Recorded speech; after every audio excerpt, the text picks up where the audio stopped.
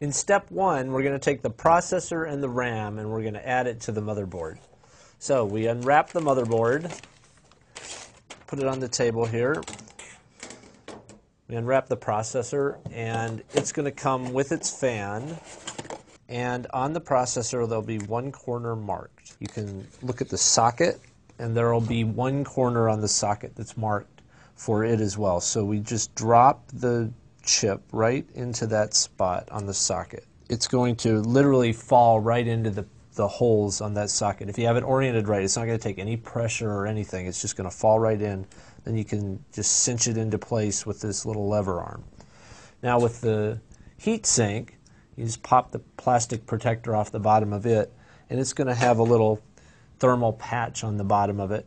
All you have to do is put this in place, and when you unwrap the processor, there'll be instructions with it that guide you on how to put this heat sink on.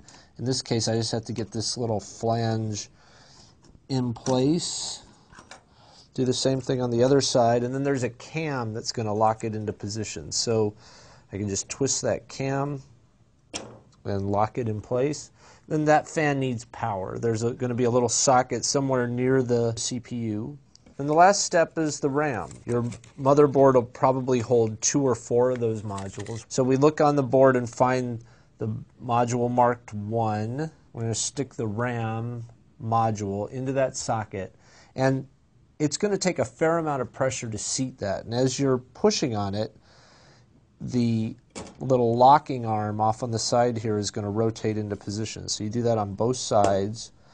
And it really will take more pressure maybe than you would like to apply, but just make sure it's all the way in place and lock it. And what we have is a motherboard with processor, cooling fan, RAM ready to go and be installed inside the case.